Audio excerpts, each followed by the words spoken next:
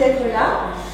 Je suis Céline Honda, je suis avocate au barreau de Paris et de New York. J'ai commencé ma carrière aux États-Unis avant de me réinstaller en France.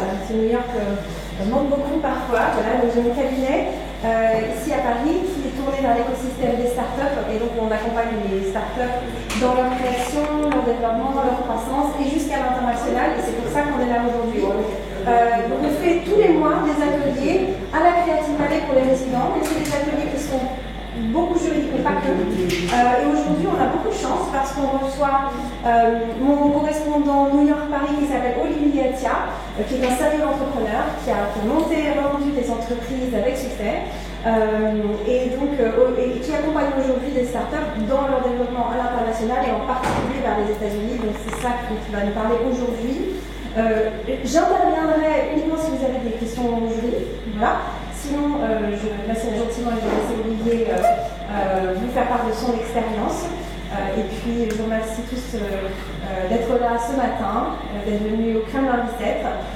Et puis, je donne la parole à Olivier. Merci. Donc, on va le faire en binôme. Céline va rester ici au fur et à mesure. Sagement, je parle. Le but du jeu, en fait, c'est d'avoir une interaction entre la partie business et la partie légale. Vous allez comprendre. Les États-Unis, sans le légal, on n'avance pas. Quasiment à toutes les étapes de la vie d'une entreprise, il y a un rapport avec le lawyer ou les lawyers à tous les niveaux. On parle de corporate, on parle de l'HR, on parle de propriété intellectuelle, on parle de l'acquisition, on parle de levée de fonds. Bref, l'avocat est un partenaire. Et donc, ce qu'on va faire dans ce format aujourd'hui, c'est vous raconter des histoires, vous raconter, on va se focaliser sur certains points, la commercialisation, distributeur, agent, direct, indirect, le pitch, les investisseurs, bref, on va toucher plusieurs points et l'idée c'est de faire intervenir Céline au maximum sur certains éléments. S'il y a des questions, sinon comme tu as déjà beaucoup de choses à dire, après je viendrai voir. Mais de faire en sorte qu'il y ait un binôme business légal. Donc j'ai structuré cette présentation en 6 parties. Vous allez avoir une première partie sur mon expérience personnelle, la préparation pour venir sur le marché américain, l'importance du pitch, les options en matière de commercialisation, un focus sur les investisseurs, les types d'investisseurs aux États-Unis, et une sorte de librairie sur les choses que je vous recommande à lire, à voir ou à entendre.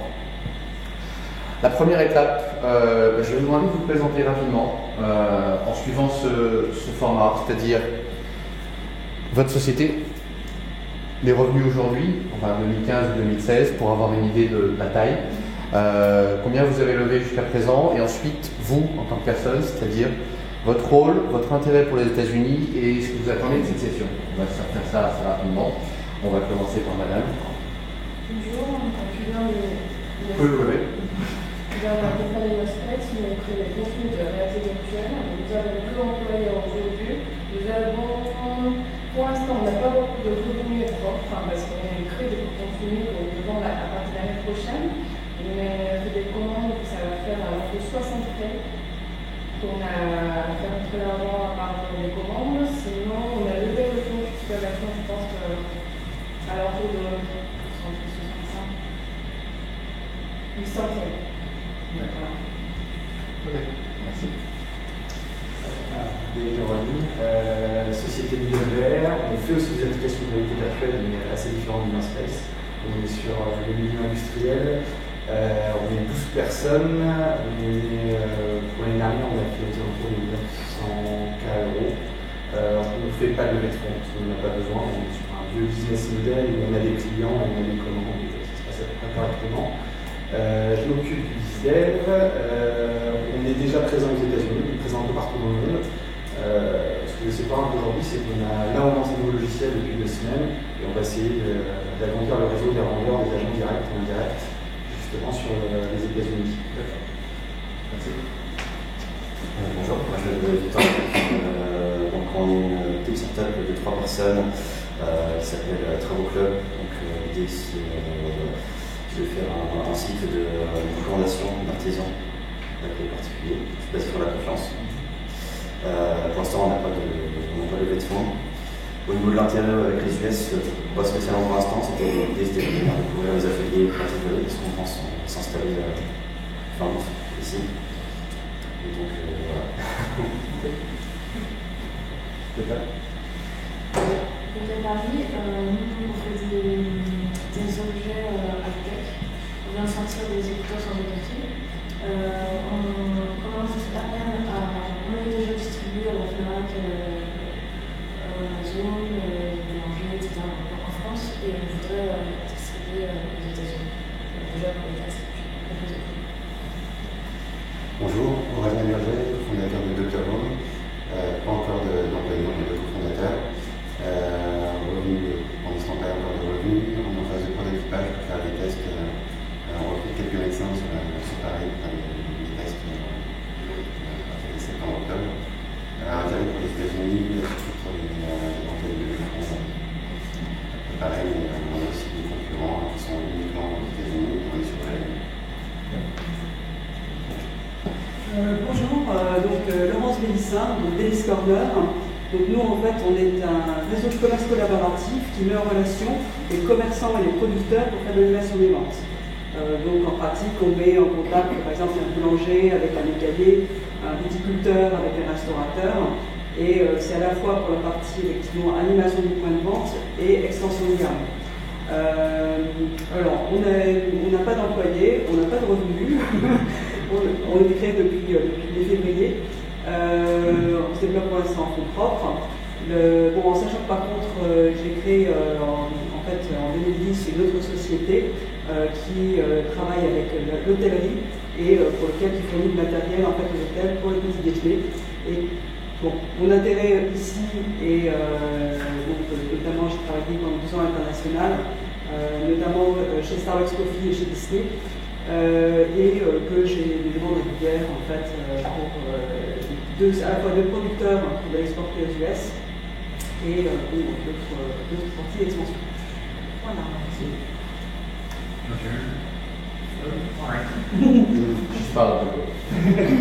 Bonjour, Marc-Alexis Fauvet. Alors moi je suis avocat. Mes origines et mon expérience sont partagées 50% entre les États-Unis et la France, donc je suis particulièrement intéressé par ce qui se fait ici. D'autant plus que j'accompagne des investisseurs américains en France et des investisseurs français et européens aux États-Unis. C'est plus dur, ils connaissent moins le marché, moi aussi d'ailleurs. Donc voilà, je suis assez intéressé de pouvoir parler de choses aujourd'hui. Merci. Christina Pouchot, la société s'appelle Caribbean Planner. Je suis organisatrice de mariage à distance pour les étrangers dans les îles françaises. Guadeloupe, Martinique, Saint-Martin.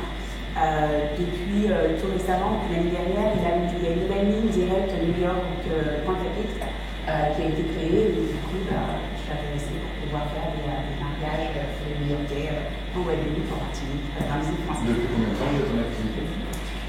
La société existe depuis 2010, mais je suis la fondatrice en fait. J'ai fait un arrêt en 2015. Et là, je reprends tout récemment, je reprends activement sur les États-Unis, j'ai pris des cours d'anglais et je continue. Ma collaboratrice qui est en Guadeloupe est totalement bilingue, elle est trilingue. Donc voilà. Au pic de l'activité, le chiffre d'affaires, c'est 215, c'était pour les Français, des Européens qui venaient en Guadeloupe. Merci. J'intéresse, moi c'est Virtuose, on a un réseau social en réalité virtuelle et notre objectif c'est de faire des événements en direct en réalité virtuelle. On a levé l'année dernière un peu moins de 100 000 € en bloc monnaie et là on a démarré une levée de fonds. On pense faire 200 000 € cette année. La levée de fonds cherche 1 million d'euros en France et puis surtout aux États-Unis. Moi je voulais préparer une tournée en septembre aux États-Unis. Parce qu'on prépare un événement fin septembre qui sera retransmis direct en réalité virtuelle depuis Las Vegas. D'accord. Merci. On a fait le tour ? Ok. Donc, juste pour vous donner le background comment je suis arrivé à cette situation de consultant pour se développer sur le marché américain. Très rapidement, mon expérience franco-français, Paris Dauphine, après avoir fait des maths, j'avais pas le choix de faire des maths. C'était la voie directe. Ensuite, un DESS à une maîtrise d'informatique de gestion à Dauphine. Ensuite, je suis passé par le MIT pour voir un peu ce qui se passait quand j'étais aux États-Unis. Et là où je suis le plus fier, c'est d'avoir eu mon diplôme de chef au French Culinary Institute, qui a été la période la plus difficile en matière d'étudiants. J'ai jamais autant galéré qu'en travaillant dans le French Culinary Institute. Professionnellement parlant, j'habite New York depuis maintenant 19 ans. J'avais pas l'intention de partir aux États-Unis, mais quand je suis rentré chez Atos Origine en tant que consultant tech, avec donc ce diplôme à la fois d'ingénieur et ensuite DESS de marketing, ils m'ont dit tu peux parler, tu peux présenter, tu peux coder. Tu vas partir au Mexique, donc je me trouvais à Mexico City. Une mission qui devait durer 2 semaines, ça a duré 2 ans. Et quand je suis revenu de Mexico, c'était le début de l'Internet, il n'y avait rien à faire en France, je suis parti directement à New York. PricewaterhouseCoopers m'a donné un super challenge, un département Internet, National Internet Practice, je suis resté 4 ans, où donc j'ai expliqué le .com à des grands groupes. Et ensuite, j'ai décidé d'être entrepreneur avec ces 3 sociétés, Scanby, Clicova et Audionamics. Et ensuite, structure de conseil, Gation Consulting et Spark Labs, un incubateur basé à New York. Donc rapidement, mon expérience professionnelle, Scanby, ma première idée, pouvoir scanner du code barre à partir de la caméra d'un téléphone en 2000. Beaucoup trop tôt. Mais alors, le premier iPhone est arrivé en 2007. Pour vous dire, j'ai commencé la société en 2000 en disant il se passe quelque chose au Japon, il y a des caméras qui rentrent sur les téléphones, les symboles technologie est en perte de vitesse, scannant du code barre avec du laser, donc il va y avoir un truc à faire. Et l'idée c'était le lien entre l'offline et l'online, pouvoir scanner un code barre dans un magasin pour pouvoir obtenir le meilleur tarif sur Internet, qui est moincher.com, qu'on a aujourd'hui. Ça, je l'ai créé en 2000. Très rapidement, une guerre de propriété intellectuelle, évidemment. Les grands nous disent oh, c'est notre domaine, est-ce que vous avez des brevets pour pouvoir y aller? Donc là, j'ai compris qu'il fallait se prémunir et mon partenaire est un avocat en propriété intellectuelle. Donc on a fait une machine à brevets, 54 brevets. Impossible de trouver un business model parce que les opérateurs nous disaient c'est très intéressant mais on veut voir le lecteur de code barre sur les téléphones. Les constructeurs téléphoniques nous disaient c'est très intéressant mais on veut que les opérateurs nous suivent. Donc chicken and egg comme on dit, jusqu'au moment où quelqu'un m'a dit you have to think big. Donc vas-y, lance-le, fais-le, tout se met en place. Au bout de 2 ans de traverser du désert, Amazon ouvre les web services, les shopping.com et autres comparaisons de shopping commencent à être ouverts et Nokia sort un téléphone qui fonctionne. Et donc du coup, en suivant l'idée, à l'époque c'était sympathique de mettre Trump, maintenant c'est quand je faisais ce slide. Donc on sort l'application et là, Fortune Magazine me nomme société de l'année et là toutes les télévisions américaines me demandent une interview, est-ce qu'on peut scanner effectivement un code barre dans un magasin pour obtenir le meilleur tarif. Et je fais la tournée de tout le territoire, les investisseurs sont très intéressés, les opérateurs téléphoniques se disent tiens, il y a un truc intéressant de suivre, les constructeurs nous demandent de leur vendre une licence. Donc on avait un business model qui était très simple, client-serveur.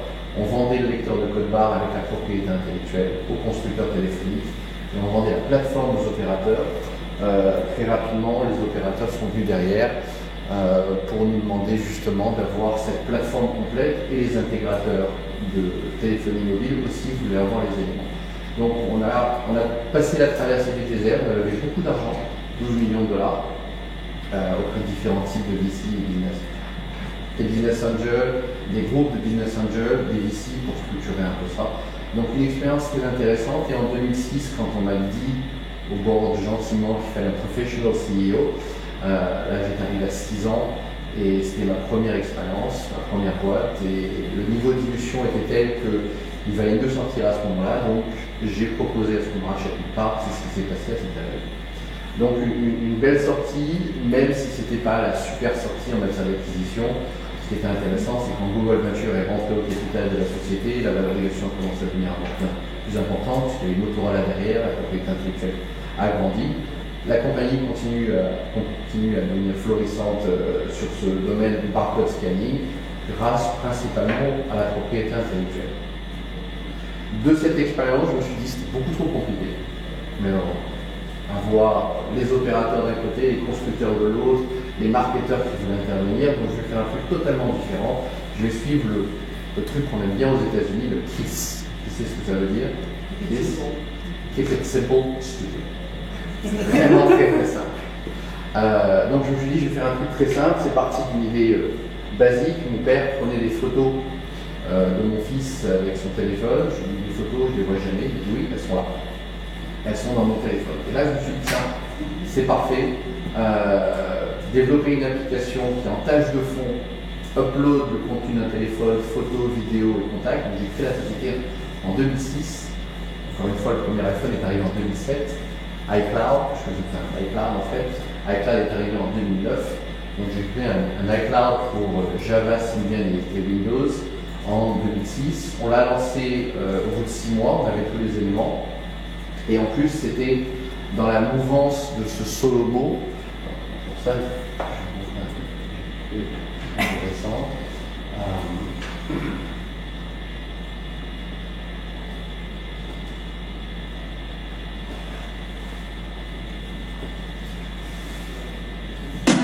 Are you ready? Are you ready for the ultimate tech startup competition? Let me hear it. Disrupt! Hello, my name is Saeed Jabrani. I'm the CEO of Ametabug, and we're here to revolutionize the way you report bugs on your mobile platform. Happen will revolutionize location-based mobile news aggregation as you know it. We're making the world a better place through Paxos algorithms for consensus protocols. And we're making the world a better place through software-defined data centers for cloud computing. A better place through canonical data models to communicate between endpoints. A better place through scalable, fault-tolerant distributed databases with ACID transactions. And we are truly local mobile social. And we're completely low. And we're Molo-so. We're low-mo-so, bro. We were solo-mo, but now we're mo-lo-so. No, mo-so-low. No. Next up, Executive Chairman and Chief Visionary Erlich Bachman, presenting Pied Piper. Du film, de la série que j'adore, je trouve ça fantastique parce qu'il faut la voir. C'est Silicon Valley. Ah bah voilà, ça me rappelle Silicon On arrive à la 3e saison, là, chaque épisode, je l'ai vécu. et j'ai beaucoup aimé cette partie sur Solomo, tout le monde voulait être Solomo, donc quand j'ai créé ça en 2006, beaucoup moins maintenant. Social, local, mobile. Et revolutionize the world a better place. Tous les trucs qu'il faut entendre maintenant quand vous allez pitcher un investisseur. Donc, Pilkova, social network, mobile backup, user generated content, super période pour lancer ça. Je mets ça sur les différentes plateformes de type Jar, parce qu'il n'y a pas l'Apple Store encore, ni l'Android Store. Et alors, un truc complètement fou se passe, un effet viral complètement fou. On arrive au bout de 6 mois à 3000 nouveaux utilisateurs jour. Au bout d'un an, on est à 12 000 nouveaux utilisateurs jour. Donc, complètement fou. Il faut gérer, il faut mettre du serveur derrière, il faut suivre et toujours pas de business model. Fantastique, tous les matins, extraordinaire. Combien de nouveaux utilisateurs, combien de contacts, combien de photos, combien de vidéos uploadées sur la plateforme. L'ASP qui m'appelle en me disant c'était pas du tout ce qu'on avait convenu, vous avez dit c'était un petit truc. Ça commence à exploser complètement nos compteurs en matière de bande passante, donc il faut qu'on trouve un business model. J'ai tout essayé. Et quand je me suis aperçu, en fait, quand j'ai regardé tous les pays qu'on avait touchés, ça n'avait rien à voir avec ce que j'avais targeté. Moi, j'avais targeté au début l'Angleterre, après les États-Unis, et j'ai l'Inde, l'Indonésie, le Laos, puis j'avais jamais targeté qui deviennent utilisateurs. Et en moyenne, ce qui se passe, c'est quand quelqu'un upload son download d'application, il upload 140 contacts dans son adresse book, et boum, il y a un clic pour dire inviter tous vos amis à downloader l'application. Et c'est ce qui a fait en fait l'effet viral. On avait super bien travaillé sur le formatage du numéro de téléphone. Je que quand vous avez un 06, on ne peut pas envoyer des SMS, donc on avait transformé ça en plus 33 par rapport au pays, etc. Pour tous les pays du monde, on avait fait une API là-dessus. Et ça se passe très très bien, mais il faut trouver un business model. J'ai essayé le freemium, ça ne marche pas. J'ai essayé la pub, ça ne marche pas. Chaque fois que je demandais à le faire payer, ça ne marchait pas. Jusqu'au moment où un opérateur téléphonique nous a dit votre truc ça nous intéresse, surtout qu'on est dans une situation où on a besoin d'augmenter l'ARPU, average revenue per user, et ça nous permettra en fait d'augmenter de 2 à 3 dollars le prix par mois pour un utilisateur en proposant une solution de backup. Donc Picova devient losteverything.com, si vous perdez votre téléphone, vous perdez tout. Et donc à partir de cette nouvelle marque, l'opérateur nous achète en marque blanche et nous rachète complètement la société pour pouvoir être le seul à fournir cette solution en Inde. Une sortie rapide, 2 ans, pas aussi lucratif que ce que je voulais, mais x2 par rapport à mon investissement initial et surtout pas d'investisseur extérieur, donc un bon moyen de pouvoir contrôler tout ce qui se passe. À partir de là, je me dis qu'est-ce que je fais? Est-ce que je continue à être le owner de mes sociétés ou est-ce que je préfère être le CEO d'une société en travaillant sur OPM, Other People's Money? Il suffit d'investir ses propres sous, il vaut mieux travailler avec l'argent des autres. Et c'est là où je me fais recruter par un fonds d'investissement anglais qui a investi dans une société française qui s'appelle Audio-Dynamics et qui fait du son. Donc un monde que je ne connais pas du tout. Moi je suis dans le monde du mobile, opérateur, télécom, et la target market c'est les studios américains. Une technologie super intéressante qui permet de reverse engineering de son, c'est-à-dire faire de la séparation de sources. Donc si vous faites du saxophone, de la voix, du piano, quand on enregistre, pendant très longtemps on avait un fichier. Pour pouvoir extraire le piano ou extraire le saxophone, c'était quasiment impossible jusqu'au moment où on avait ces super ingénieurs, tous docteurs en traitement du signal, qui ont créé cette super solution sans se poser la question quel est le problème. Et ça c'est un truc typiquement français, on développe des super solutions sans se poser la question de où est le marché, quel problème on est en train de résoudre. Et donc du coup ce fonds d'investissement qui avait investi de l'argent dans cette société française, donc un laboratoire en fait de recherche, s'est dit au bout d'un moment, il serait temps de trouver quelqu'un pour nous aider à développer cette activité commerciale quelque part, typiquement aux États-Unis. Et donc, une mission de conseil pour, vous devriez aller voir les studios américains, ça devient un challenge. Ok, you do it. Donc là, je deviens CEO d'une société française qui doit se développer sur le marché américain côte ouest, j'habite New York, sur un truc que personne ne comprend, c'est pouvoir casser du son en petits morceaux et pouvoir augmenter le profit de films. C'était l'idée en fait que je leur avais recommandé. Prendre les anciens films, tous en mono ou en stéréo, donner tous les éléments pour pouvoir faire du surround et passer du DVD en Blu-ray en augmentant le prix de 2 à 5 dollars. Voilà l'idée que je leur avais donnée en disant on va essayer. Universal Studios nous dit banco, on fait Psychose. Et évidemment, ce que j'ai appris sur le marché américain, c'est dès qu'on fait un petit truc, il faut en faire une grosse histoire, une très grande histoire. Donc du coup, PR Agency, je dis on va en parler partout. Et Psychose est présenté au Festival de Cannes dans sa nouvelle version, avec la montée des marches et le patron d'Universal. Et moi, on va faire un speech justement pour expliquer qu'on a réussi à changer le son d'anciens films grâce à une technologie française. De ce fait, on a la cover page de Hollywood Reporter. Bref, ça se passe très très bien. Les studios sont très très intéressés en disant on va pouvoir avoir un meilleur tarif. Mais on est trop cher. On est vraiment trop cher par rapport au marché pour les anciens films. Et donc du coup, on a fait les coûts, on a fait les opérations, les investisseurs sont contents, ils ont fait la montée des marches au Festival de Cannes, mais on n'a pas trouvé encore notre business model pour pouvoir avancer.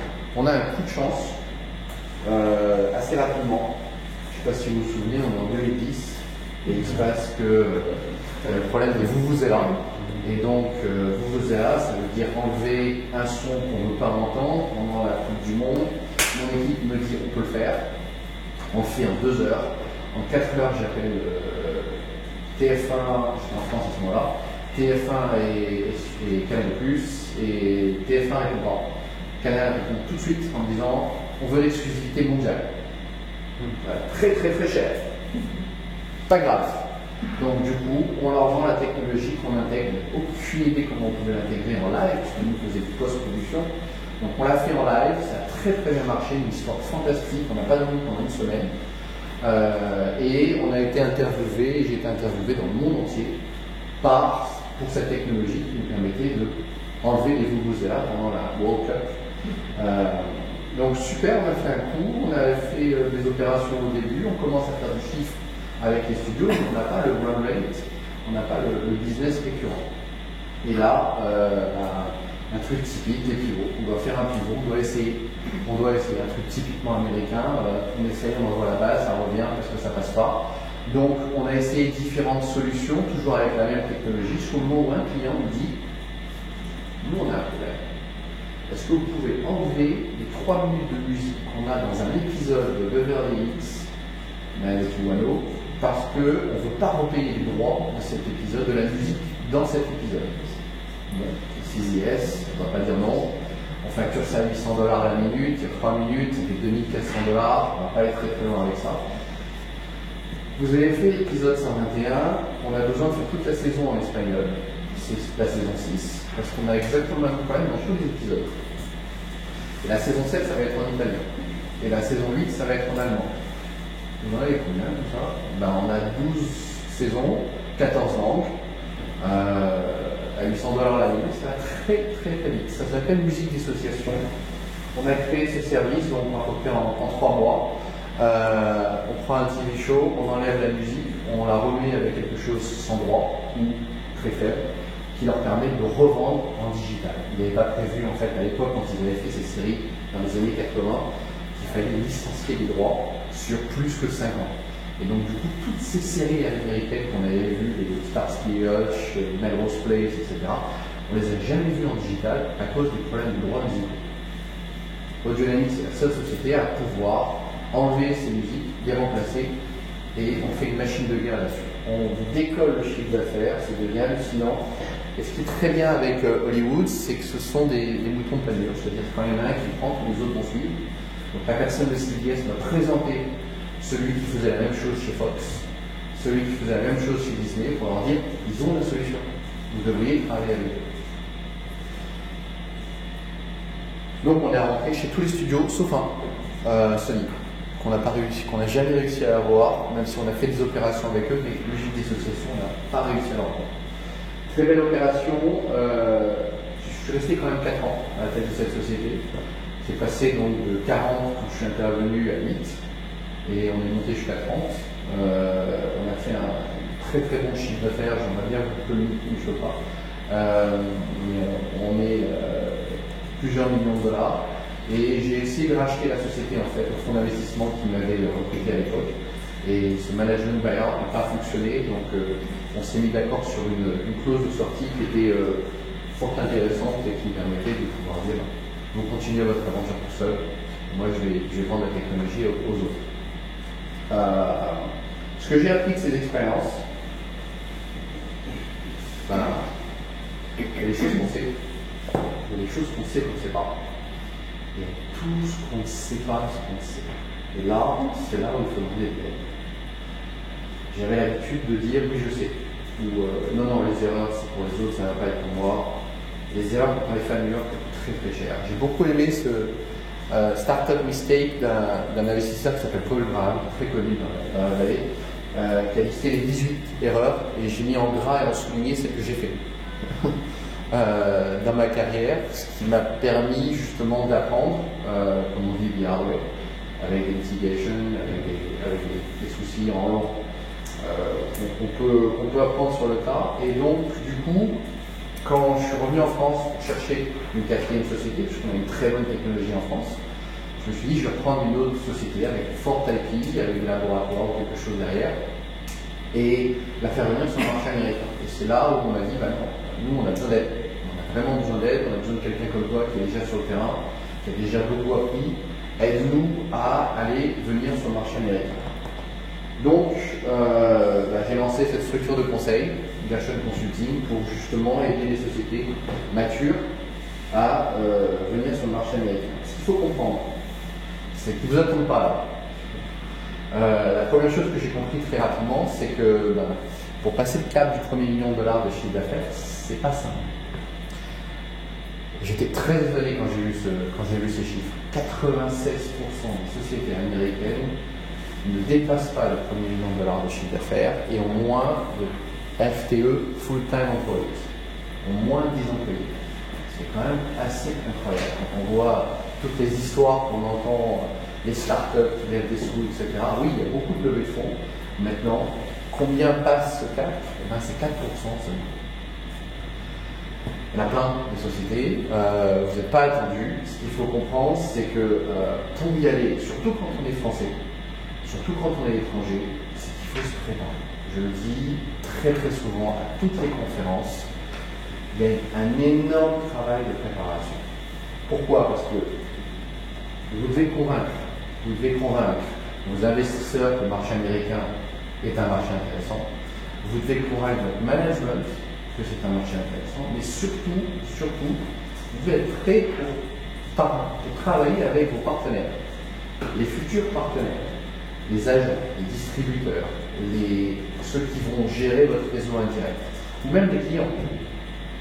Typiquement, un produit retail, quand vous allez voir un gros retailer, quand vous posez des questions, qui est la target market? Quel est son âge? Comment il s'appelle? C'est un homme, c'est une femme? Quel niveau de vie ils ont? Dans quelle région ils sont? Quel est leur intérêt par rapport à votre produit ou à votre service?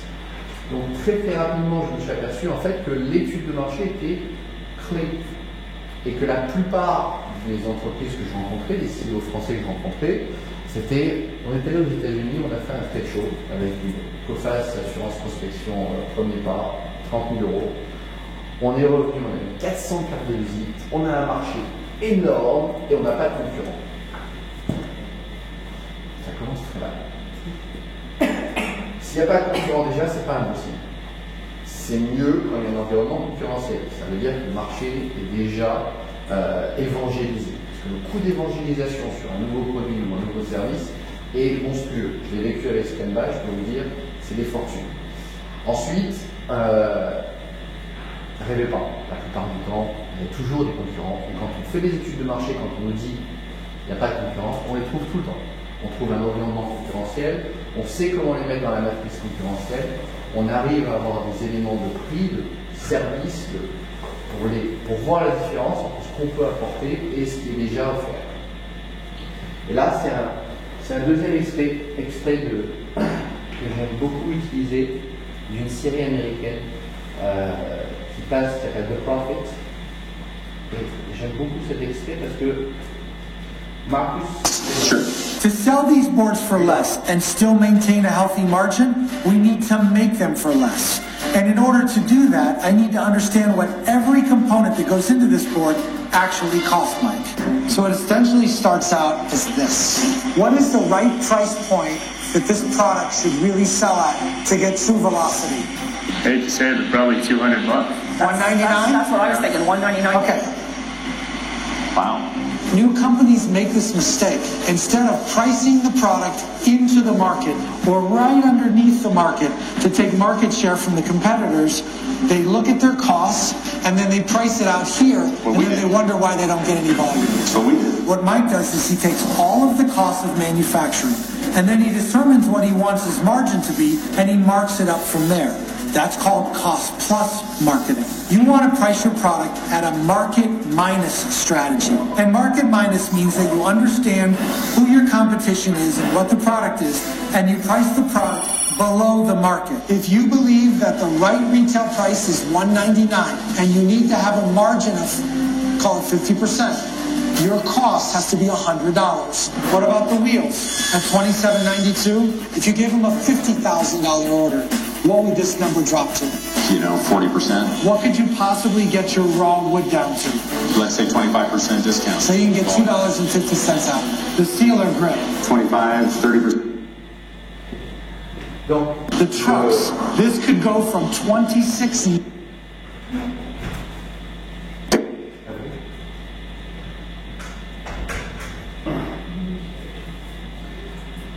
L'extrait est super intéressant. L'émission s'appelle The Profit. Marcus Lemonis, c'est un serial entrepreneur. Il arrive dans des sociétés qui ne vont pas forcément bien, mais qui ont un vrai business, et il regarde un peu ce qui se passe et il leur fait une proposition financière en disant ok, j'ai compris, vous avez besoin maintenant de 200 000, 500 000, 1 million. Je vous fais un chèque tout de suite, maintenant. Je prends 20%, ou 20, 30, 40% de la société, et c'est moi qui dirige pendant une semaine ou un mois. Et je restructure complètement la société. Donc ça fait un show à l'américaine fantastique, et à chaque épisode, il y a une leçon. Là, cette leçon est fantastique. Je le vois tout le temps. C'est-à-dire, on regarde le coût, on voit le profit qu'on va faire, et on va sur le marché. Alors, on dit en fait, il faut aller dans l'autre sens. Qu'est-ce que le public, enfin le client est prêt à payer? Là, on va travailler sur les marges, le coût du produit pour voir si on rentre dedans. Donc, l'intérêt de l'étude de marché est clé là-dessus. Elle permet de comprendre les besoins du client, elle permet de connaître l'environnement, elle permet de connaître son produit par rapport à l'environnement. Bref, tous ces éléments sont fondamentaux. Il y a des structures d'État, Business France, qui permettent de faire des études de marché, ou des structures privées, comme la nôtre, qui vous permettent de faire des études de marché très détaillées pour aller voir jusqu'où on va, quelles sont les données fondamentales pour pouvoir se dire j'ai compris, je sais où je dois aller. Ensuite, c'est le marketing, une fois qu'on a ces données. Et le marketing, ça tourne autour de 4 mots. J'ai beaucoup aimé ce slide. On doit entertain, educate, convince, inspire autour de son produit. Pour ça, il faut travailler le pitch. Vous avez tous entendu parler de pitch. Et la plupart du temps, là aussi, retour d'expérience, les pitchs ne sont pas bons. Les pitchs ne sont pas structurés. L'américain, c'est dès le départ, dès l'école, comment pitcher son projet, son produit, son intention. On n'a pas l'habitude en France de structurer le pitch, donc je dis systématiquement structurez votre pitch, soyez des pros du pitch de votre produit. Un pitch, c'est quoi? Il y a plusieurs méthodes pour structurer un pitch. J'en ai pris 3 ici. La première, je l'ai récupérée d'un livre de Yael Davison qui fait des formations sur comment présenter en utilisant le storytelling. Et elle, sa structure, c'est quoi, comment, pour générer quoi. Un exemple que vous avez ici. Si demain je veux lancer une eau aromatisée, je propose de transformer de l'eau de robinet en une fontaine de boissons aromatisées naturelles, c'est de quoi? Grâce à une carafe au système de capsules qui se décline autour de 5 parfums, le comment, pour faire la différence avec notre principal concurrent et ainsi devenir des leaders culturels du marché pour générer quoi? Un très très bon format de pitch qui est très simple, qui passe tout le temps. Structurer votre pitch autour de ces 3 éléments.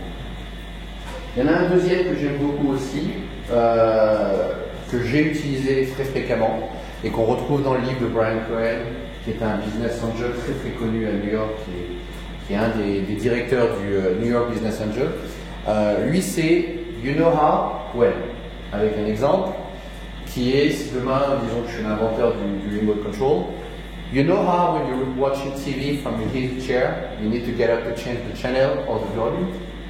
Well, my product allows you to control the TV from the comfort of your chair just by pushing a button. So, vous savez quand? Voilà la situation, voilà le problème, voilà ma proposition. Donc ça, c'est un très bon format aussi qui marche assez bien. La troisième vidéo, c'est justement le start et le why. Et là,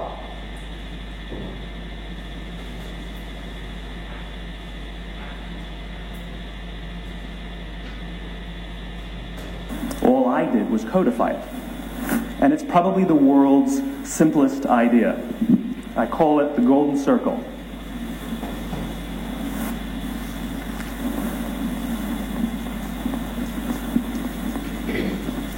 Why, how, what? This little idea explains why some organizations and some leaders are able to inspire where others aren't. Let me define the terms really quickly. Every single person, every single organization on the planet knows what they do, 100%.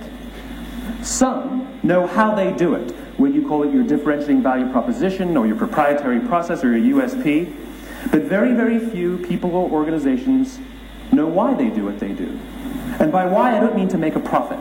That's a result. It's always a result. By why, I mean what's your purpose? What's your cause? What's your belief?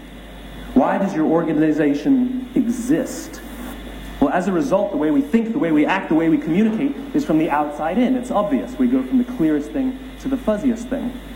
But the inspired leaders and the inspired organizations, regardless of their size, regardless of their industry, all think, act, and communicate from the inside out. Let me give you an example. I use Apple because they're easy to understand and everybody gets it.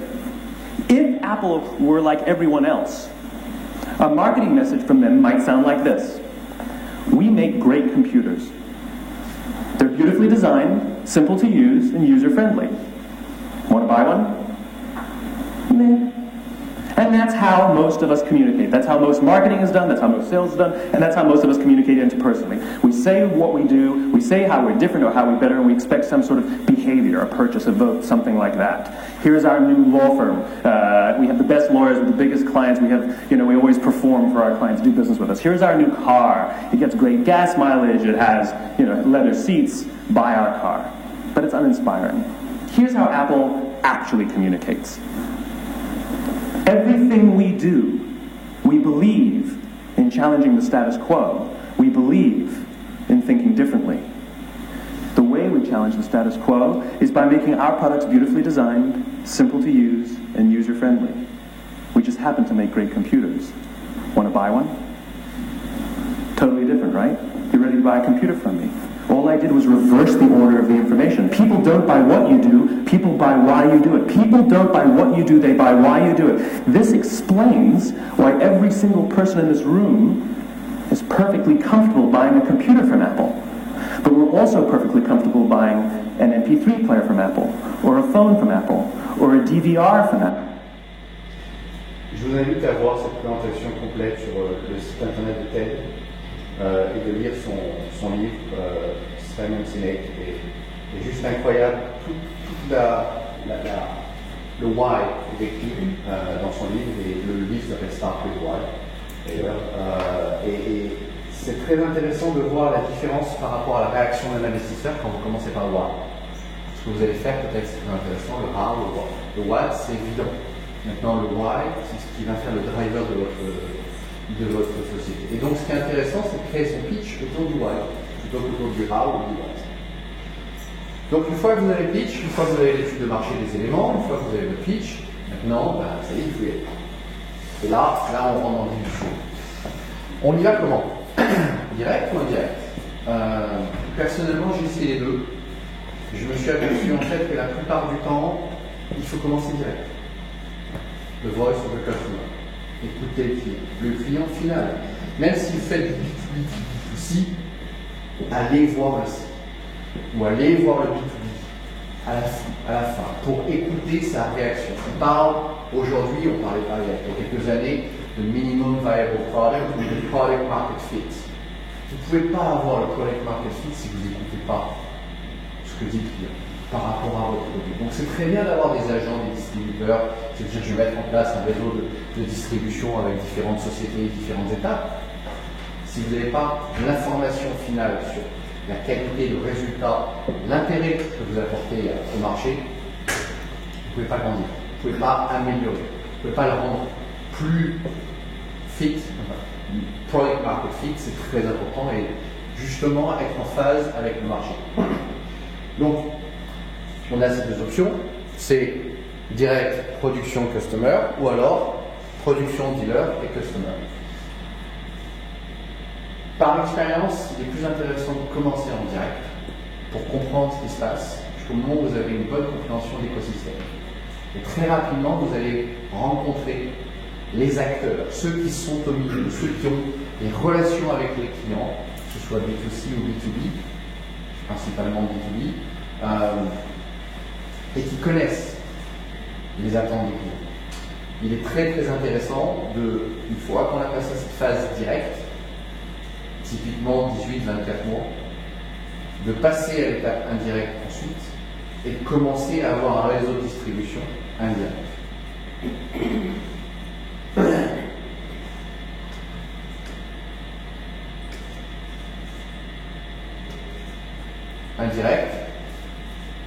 m'a souvent posé la question, oui, mais quand on arrive avec un petit produit ou une petite structure, on demande très rapidement l'exclusivité. Il est hors de question de donner l'exclusivité à une société. Je dis non, mais regardez, chaque fois qu'on a fait un business case où il y avait une notion d'exclusivité, où la société est arrivée en fournissant l'exclusivité à un partenaire, qui avait très très bien sélectionné, qui avait bien compris que c'était dans le marché, et bien ça s'est très bien passé. C'était pour une période donnée, c'était pour une partie du pays donné, pas forcément les 50 États. Vous avez aujourd'hui des sociétés avec qui on travaille, qui justement se disent on va donner exclusivité à une société par État. Pour leur dire vous avez un challenge, vous avez 24 mois. Si pendant ces 24 mois vous faites tant de chiffre d'affaires, vous gardez l'exclusivité. Sinon, vous la perdez. C'est win-win. La notion d'exclusivité est, à mon goût, une très bonne idée. Pourquoi? Parce que, alors c'est vrai qu'il y a un challenge de démarrage, trouver le bon partenaire, mais une fois qu'on a le bon partenaire, ils sont focus. Ils savent qu'ils peuvent perdre potentiellement l'exclusivité, et ils savent surtout qu'il y a un marché potentiel qu'ils vont prendre à leur concurrent. Et avec votre produit, votre service, c'est un bon moyen justement de se différencier pour eux et faire du chiffre d'affaires. Donc, je suggère assez fréquemment de trouver le bon partenaire une fois qu'on a fait l'étude de marché pour avoir une notion d'exclusivité pendant une durée donnée dans une zone limitée. Et au bout de 24-36 mois, si les choses soit se passent très bien en continu, soit pas forcément bien et on veut se séparer, le marché est parti. Les éléments sont déjà en place. Les différences qu'on voit par rapport à ces business models de agent versus distributeur, elles se tournent autour de 4. Il y a 4 points. Un agent, il n'est pas propriétaire du produit, par contre, enfin propriétaire. C'est pas lui qui va gérer le stock, par contre, le distributeur, c'est lui qui va gérer le stock. Donc il va faire plus ou moins ce qu'il veut. Il peut casser les prix à un moment pour pouvoir s'assurer qu'il n'a plus de stock. On parle de produit. Au niveau service, c'est la même chose. Il peut faire plus ou moins ce qu'il veut. Donc il y a une notion de ownership par rapport à ce qui se passe sur le marché qui est un peu différente. Les revenus modèles, pareil. Le revenu modèle d'un agent, c'est qu'il prend une commission, donc il est payé par vous pour pouvoir vendre. Par contre, le distributeur, lui, est payé par le client, donc par vous, et c'est lui qui doit gérer le cash flow. Sur le terrain, ce que je disais tout à l'heure, le in-market operations, il peut faire plus ou moins ce qu'il veut, puisque c'est lui qui fait le marketing quand il est distributeur, par rapport à l'agent qui dépend de vous.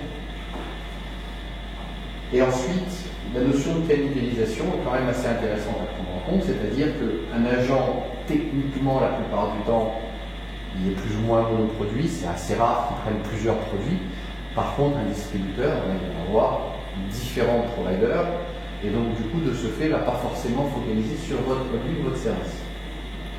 D'un point de vue contractuel, c'est là où j'aimerais bien avoir ton opinion. En France, c'est très structuré, la notion d'agent ou distributeur. Aux États-Unis, est-ce que tu peux nous dire par rapport au niveau contractuel les différences entre les deux? Comme ça, je ne sais pas, ça va dépendre du scénario. Est-ce que tu as rencontré toi comme scénario? Le problème qu'on a aux États-Unis, c'est que justement tout est possible. On peut rencontrer toutes sortes de situations entre les deux. À chaque fois, la notion de distributeur, j'avais l'impression que je vendais mon âme. Clairement, parce qu'il faisait plus ou moins ce qu'il voulait et je n'avais pas réussi à lire entre les lignes contractuellement qu'il pouvait faire les opérations marketing qu'il voulait, les prix qu'il voulait, avoir autant de prestataires qu'il voulait, c'est-à-dire des gens entre eux et moi. C'est la négociation du contrat en amont qui t'a posé un souci. Tout à fait. Et tu appliques, et avec du droit New York applicable. Tout à fait. Ouais, c'est ça.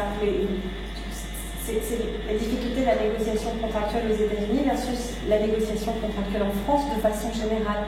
C'est pas nécessairement juste agent versus distributeur. Enfin, après, il y a des scénarios particuliers que je ne connais pas. Mais on ne va pas négocier de la même façon contractuellement aux États-Unis et en France. D'abord, le droit applicable n'est pas le même. Les enjeux en contentieux ne sont pas les mêmes.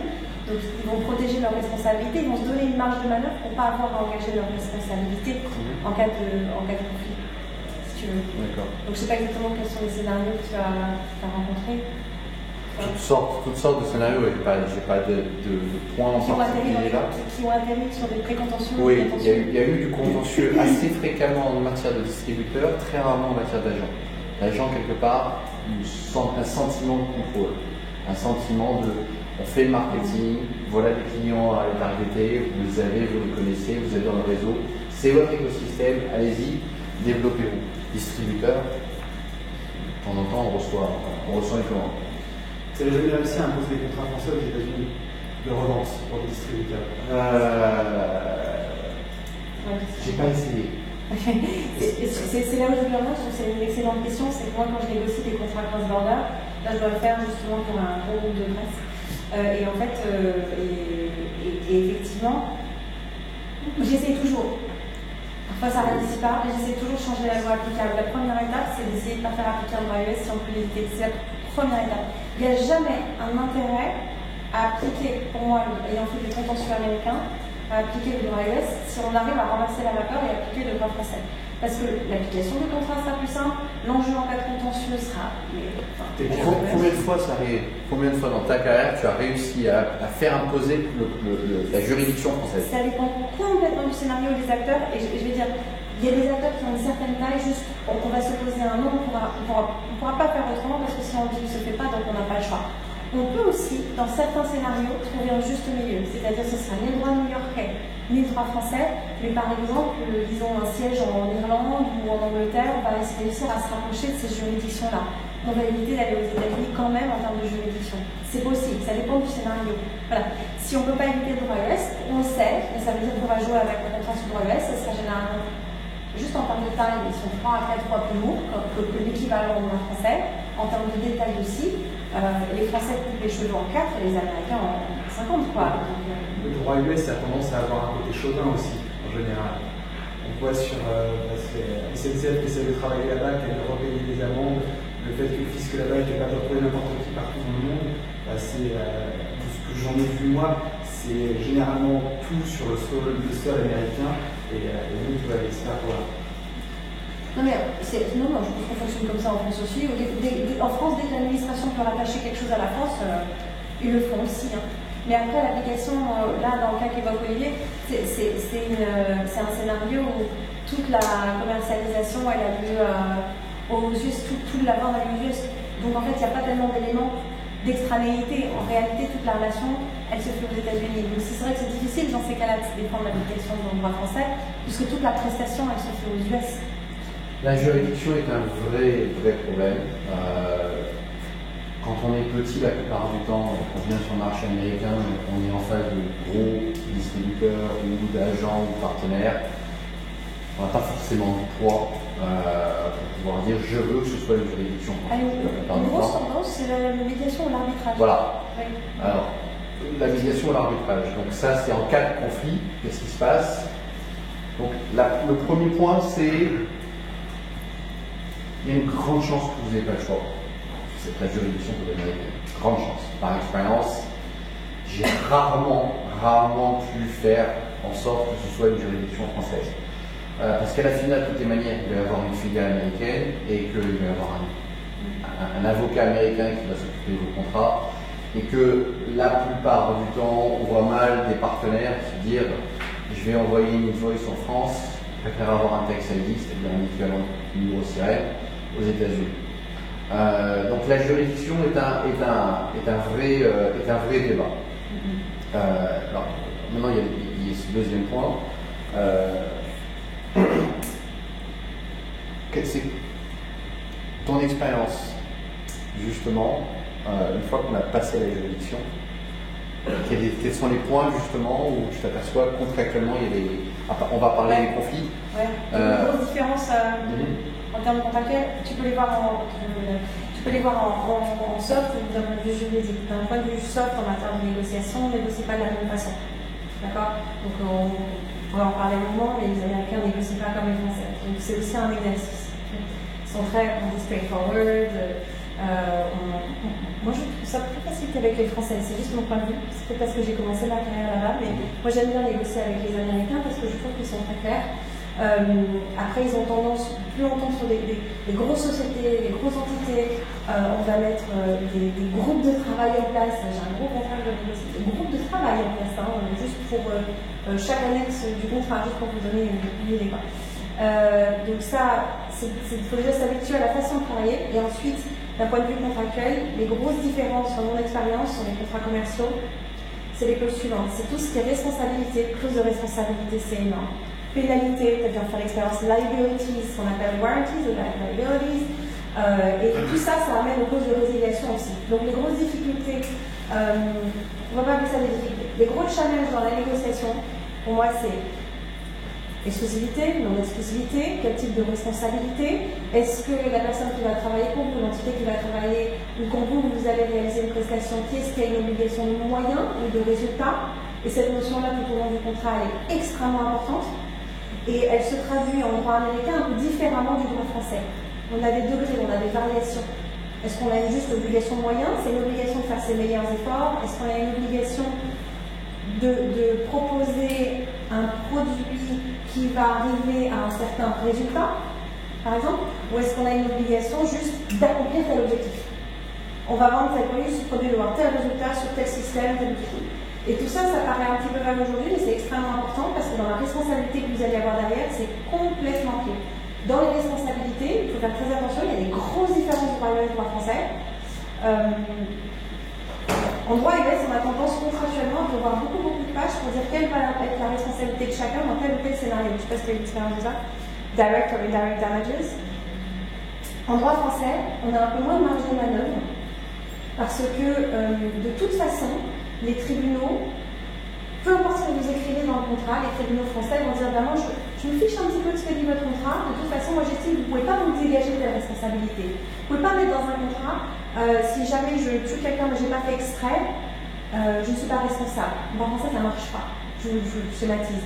En droit américain, on se rapproche quand même plus de cette notion. Donc on fait très attention à ce qu'on écrit dans le contrat, parce qu'on peut cadrer la responsabilité, ça va être pris en compte par les tribunaux de compte.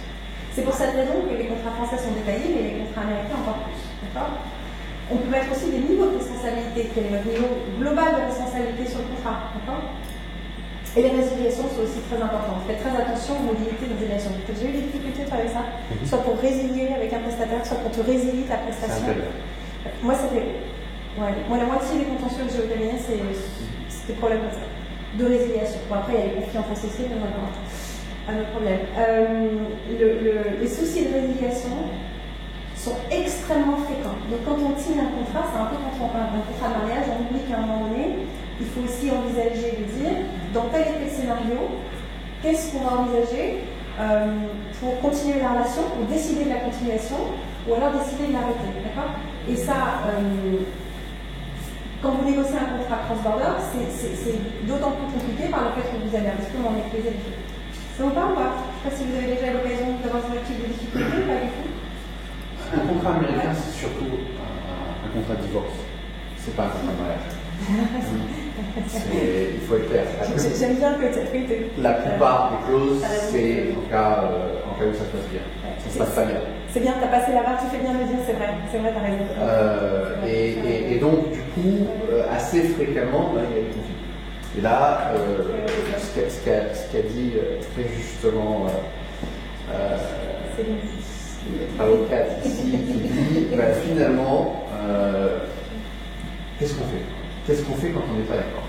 Ouais, et donc, une grosse différence quand même, c'est qu'en droit français, et l'inverse, quand j'aide aussi les Américains à s'implanter en France, c'est qu'ils ont tendance à vouloir reproduire ce qu'ils font aux États-Unis et donc à vouloir négocier les petits le mot, etc., etc. Et à l'inverse, il faut aussi expliquer aux Américains qu'il y a une prise de... C'est difficile en tant qu'avocat d'expliquer ça, mais il y a une prise de risque qu'on peut se permettre peut-être en France parce qu'on n'a pas l'habitude de négocier des contrats de sauvetage et que l'enjeu en matière de contentieux n'est pas tout à fait le même et que le juge et les lois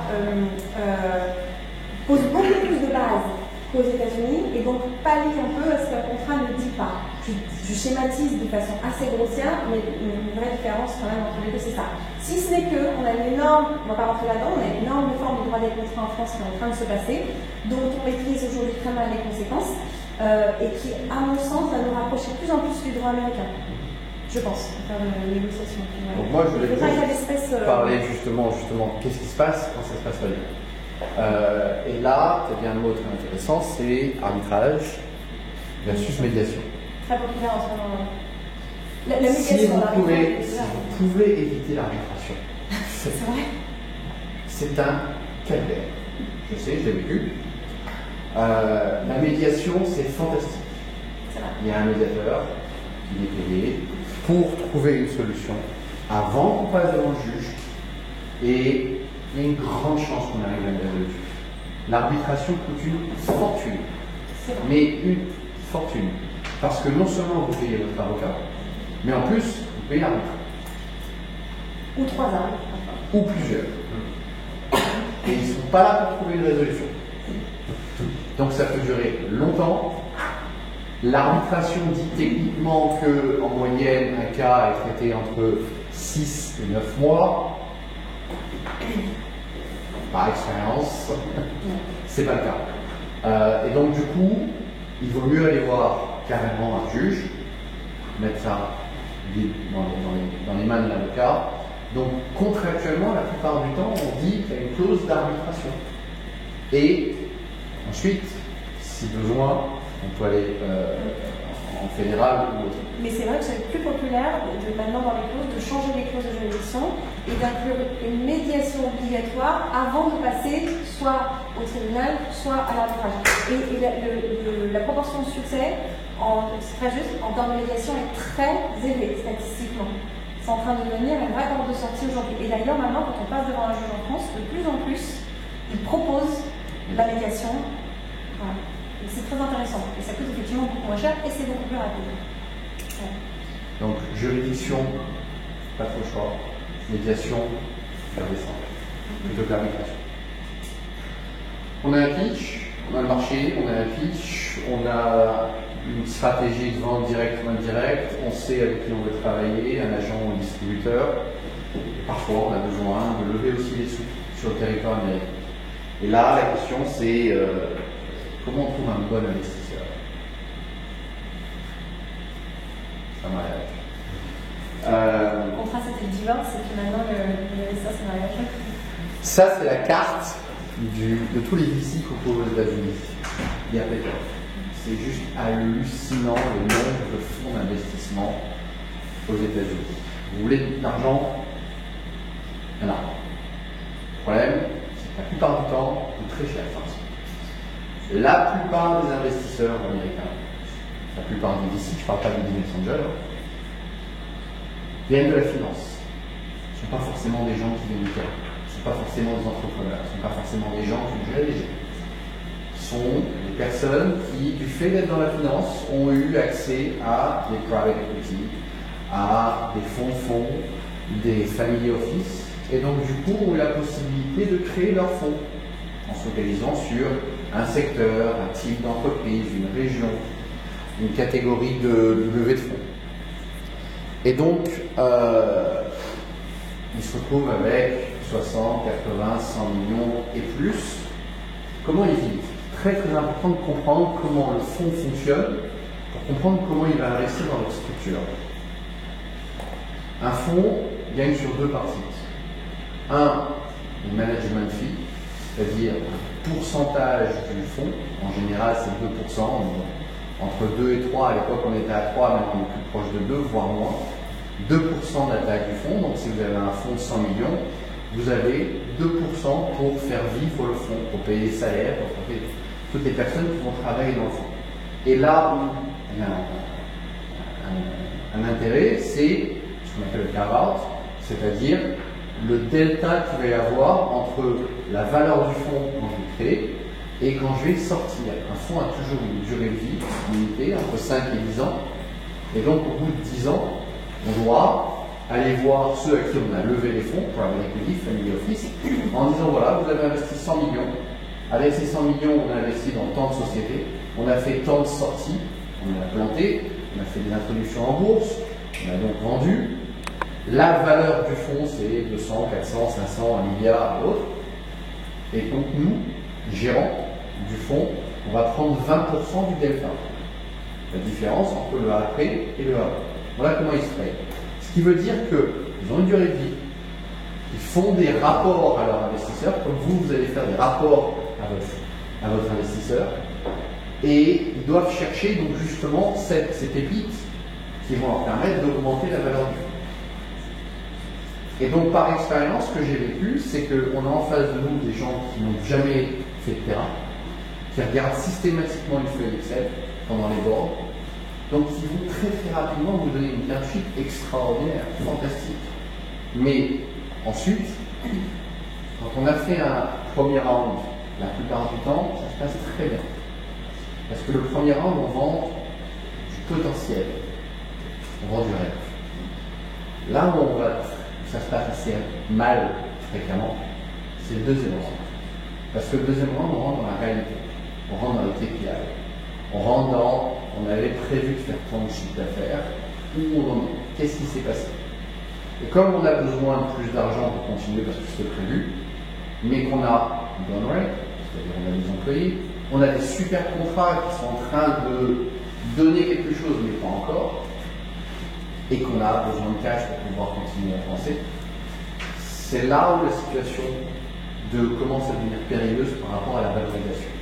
Et la plupart du temps, il y a un autre épisode de Silicon Valley que je vous recommande de voir, où justement on se trouve dans des situations où le premier round s'est très bien passé, mais le deuxième round c'est pas très bien. Et donc du coup, c'est là où les fondateurs réduisent énormément leur part du capital parce qu'ils n'ont pas le choix. Ils sont obligés de prendre l'argent qui est sur la table pour pouvoir avancer, pour pouvoir continuer. Mais la situation fait en sorte que ils ont perdu une grosse partie de leur capital et potentiellement, j'ai tendance à dire, l'âme de la société. Parce qu'ils n'ont plus envie, ils n'ont plus la niaque. Ils n'ont plus les 40, 50, 60%. Ils arrivent à 10, 15% de la société, voire moins, beaucoup moins, parfois même rien. Et ils doivent continuer à gérer la société dans cette situation. Tu as de l'expérience là-dessus? Alors, pour le coup, il y en a tellement qu'il faudrait que je pense à quelques exemples. Mais je trouve ça très très juste ce que tu dis, je suis complètement d'accord avec toi. Déjà, il y a une vraie différence, je pense, entre la France et les États-Unis. Déjà en termes de montant, levé, ça aussi, pour même le politique aussi. C'est qu'en France, on va retrouver des tout petits montants versus aux États-Unis. C'est qu'en France, en matière de financement, il y a quand même une différence. Ça, tu peux en parler beaucoup mieux que moi, mais c'est qu'on a beaucoup plus de moyens de se subventionner facilement en dehors des investisseurs par des systèmes comme BPI et COFAS, donc c'est un jeu différent du jeu américain. Moi, ce que je vois comme vraie difficulté, si je devais donner un exemple concret d'une start-up qui marche très très bien, c'est le scénario où en deuxième ou même troisième round, on a les associés fondateurs qui sont obligés de se refinancer, 10 millions, 15 millions, ils ont fait 1-2 millions à la première levée. Et en fait, c'est ça ce que je dis sur quand ils perdent, ils réatterrissent avec rien. Il y a ça qui est là aussi. Il y a aussi le fait qu'à un moment donné, l'associé fondateur ou les associés fondateurs, ils ont déjà passé quelques années dans la société. Et quand on arrive au deuxième ou au troisième round, ils ont quand même envie de faire un cash out. Ça veut dire qu'il y a une étape où ils veulent bien se refinancer, ils veulent bien se diluer encore un peu, mais à un moment donné, on ne travaille pas pour rien, ils veulent récupérer aussi du cash suffisamment pour pouvoir acheter leur maison et continuer l'aventure. Et quand on a mal négocié son premier round, et ça, on va parler du pacte d'actionnaires pendant des heures, mais quand on a mal négocié son premier round, on l'a peut-être bien négocié, on s'est peut-être pas dilué beaucoup, mais vous avez mal négocié le pacte d'actionnaires, vous ne pouvez pas nécessairement faire ça au deuxième round. C'est-à-dire que vous êtes obligé de continuer à vous diluer, vous êtes bloqué, vous ne récupérez pas de cash et vous ne pouvez pas partir de la société non plus. Donc, tu vois ce que je veux dire? Donc, il y a une vraie... Ce que je dis généralement aussi pour schématiser, c'est les statuts. C'est pour la société. Le pacte d'actionnaires, c'est pour vous en tant qu'associé fondateur. Et c'est très difficile de faire l'exercice, il y en a qui aiment très bien, il y en a qui aiment beaucoup moins, de ne pas oublier leur intérêt propre. Et l'intérêt propre de l'associé n'est pas celui de la société. Il faut vraiment distinguer les deux, et je trouve que la plupart des entrepreneurs ont souvent tendance à oublier ça. Et ça aboutit justement à des systèmes où la société elle fonctionne très bien, mais l'associé fondateur ne peut pas sortir, ne peut pas récupérer les cash, ne peut rien faire, se retrouve très dilué, mais c'est effectivement une des problématiques qu'on peut avoir, une démotivation, etc. Donc il y a beaucoup de scénarios, sans parler des conflits entre associés. Un des problèmes. 75% des sociétés financées, 54% arrivent à faire un deuxième round. 9%. Donc, jusqu'à 5e rang. Je me demande si c'est pas encore plus en France. Je ne sais pas. Je ne connais pas les données. Ce que je peux te dire, c'est que sur 160 sociétés qui ont investi, on trouve un seed money, il y en a 7 qui arrivent à ce qu'on appelle l'IPO, c'est-à-dire la sortie en introduction en bourse. Ce qui veut dire que pendant toute cette phase, il faut pouvoir avoir des sous, il faut pouvoir continuer à grandir. Il faut surtout, ce qu'on a tendance à oublier, se dire il faut préparer la sortie. Il faut certes vendre du produit ou du service, mais il faut préparer la sortie. Pour vous, en tant que partenaire fondateur, et aussi pour les investisseurs. Alors, on déteste les gens qui disent d'entrer, quand on lève des sous, voilà comment on va sortir. Quelque part, vous êtes là pour créer une aventure, pour créer une société, pour créer de la valeur, pour produire un produit ou un service qui répond à un problème. Donc focalisez-vous là-dessus. Mais à un moment ou à l'autre, surtout entre le 2e et le 3e round, c'est bien de se poser la question de comment on va sortir. Surtout par rapport à ce que je disais tout à l'heure, pour vous, un investisseur. Parce qu'un investisseur, quand il fait un investissement dans une société, j'ai beaucoup aimé ce parallèle avec Hollywood, c'est qu'il rentre pour sortir. Hollywood, quand on investit sur un script, c'est pour sortir. C'est pour avoir un film qui va sortir pour gagner des sous. Là, c'est la même idée. Et ce slide, j'ai récupéré d'un fonds d'investissement californien qui fait principalement de la tech, mais dans l'environnement média. Donc, il a justement expliqué, comprenez votre environnement, comprenez votre marché, et surtout comprenez que nous, quand on rentre, c'est pour sortir. Quand les investisseurs rentrent dans une société, c'est pour faire une sortie. Et la plupart du temps, je trouve des fondateurs qui lèvent des sous en disant c'est génial, on a trouvé de l'argent. On a de quoi faire 2-3 ans, ou peut-être moins. Mais votre investisseur de 3 ans, ils vont vous dire comment je me suis sorti dans cette histoire.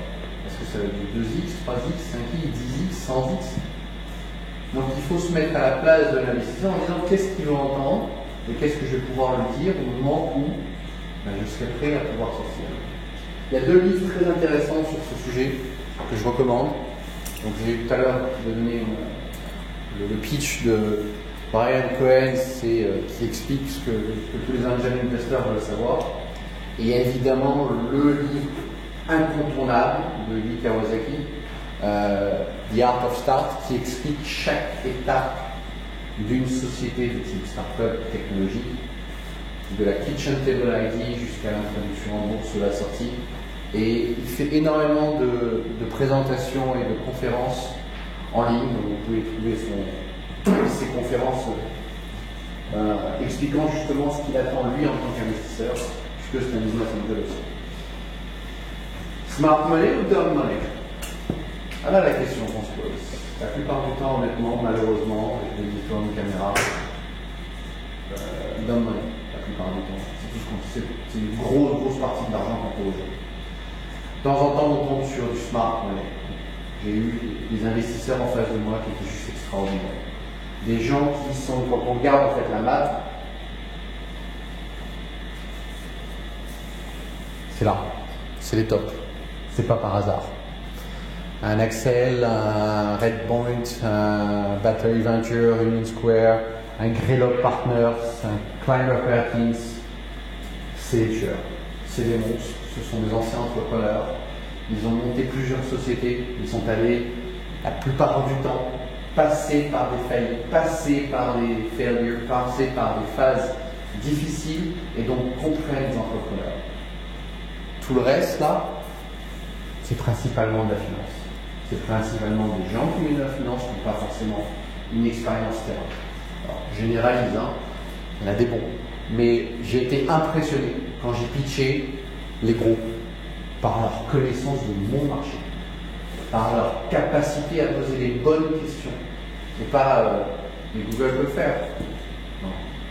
C'est des gens qui savent se mettre à la place de l'entrepreneur et surtout sont capables de comprendre le pivot. Vous avez lancé un truc, vous avez levé de l'argent, un premier round, et on se trouve dans une situation où il y a une société qui offre tout votre service gratuitement et vous devez trouver un pivot. C'est difficile à expliquer à un board. c'est difficile d'expliquer qu'on va transformer la manière dont on va faire notre go-to-market stratégie par rapport à une technologie ou un produit ou une connaissance. Et ça, il vaut mieux avoir des bons investisseurs, smart money, autour de la table, que du down money. Parce que le down money, la plupart du temps, ça va être assez Excel. Où on en est par rapport aux prévisions et comment ça s'est passé par rapport aux coûts, etc. C'est autre chose. Donc, n'ayez pas peur quand vous rencontrez des investisseurs, surtout américains. J'adore c'était un. Je crois que c'était le patron de LinkedIn qui avait dit quand je rencontrais un investisseur, la première question à se poser c'est what should I take your money? N'imaginez jamais rencontrer un investisseur en disant pourquoi je devrais prendre votre monnaie? Enfin, on vient de donner de l'argent. Rentrer dans mon capital pour pouvoir rentrer dans mon aventure. C'est un mariage. C'est quelqu'un qui va être avec board pendant de nombreuses années. Société, start-up, c'est entre 7 et 10 ans. Donc il va y avoir entre 7 et 10 ans cette relation mensuelle avec le conseil d'administration, avec des réunions sur où on en est, qu'est-ce qui se passe, et comment on évolue, et comment on fait grandir la société pour éventuellement arriver à une sortie. Donc prenez ça en compte. Et typiquement, j'aurais tendance à dire, cherchez pas seulement l'argent. Un bon investisseur amène de l'argent, du réseau et de l'aide, de l'expérience. Moi, ce que je demande quand je rencontre un investisseur, c'est ces éléments. Certes, du capital, mais surtout de l'expérience. Parce qu'il y a plein de choses que je sais que je ne sais pas. Et que j'aimerais bien que mon investisseur m'explique et qu'il soit passé par là. Un truc fondamental, c'est pouvoir m'aider à repérer. Parce que quand on est petit, on vend du rêve à des gens qui prennent un risque, de vous suivre. Et donc, du coup, avoir un bon investisseur qui est capable de dire regarde ce que j'ai fait moi avant, j'ai investi dans cette boîte, venez avec nous, ça va être une super histoire. C'est comme ça qu'on recrute des A+, des gens qui sont talentueux. Du support stratégique, une expérience terrain, très très important, le réseau.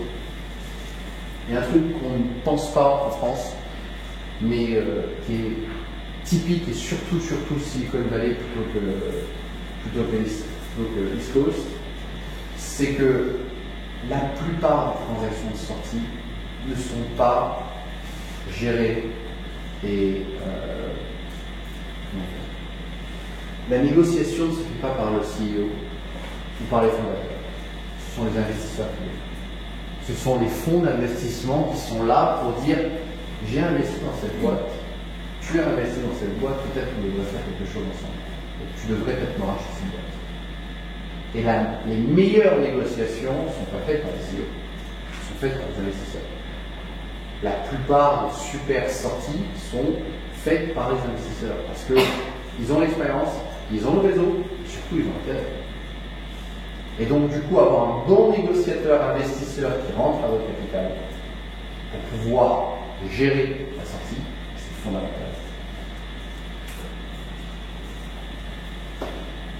Donc, il faut peut-être.